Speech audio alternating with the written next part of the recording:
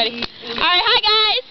We're at the... Hi, this is my friend Ashley. Hi guys! And that's Michelle, you should add her site, Yeah, Turbo. And I'm gonna even though the link in my rules is really bad. Are you really? I'm gonna have a site. She's gonna make one. And I'm gonna help her. This is our fire. And we want to let you guys know about fire safety, because we just had a recent field trip. Let's not meet by accident. That's right.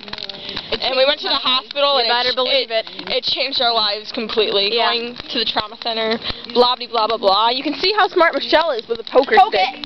You gotta poke it. that is step one. And don't be all immature jumping in the fires being like, oh my god! That's step 2. Don't jump over Don't jump. And oh, we forgot about number 3, guys. wait, we didn't Don't get there yet. start with gas. Don't should've start been your fires number with gas. That should have been number 1. Sorry. Use paper. Yes, use paper. ashes that are getting all over the chairs. I think we need to move these chairs for protection. Oh my! What? Oh.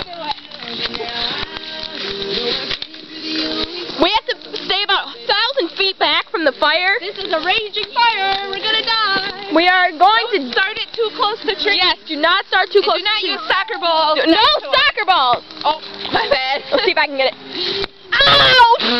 We didn't take it with flip. If you catch fire, you must learn to stop, drop, and roll. Ashley, would you like to demonstrate stop, drop, and roll? Say I want to be cool and jump over the fire.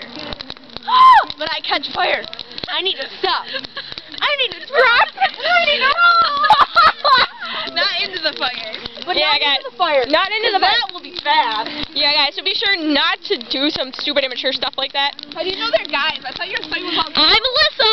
I'm Ashley. Michelle. Bye.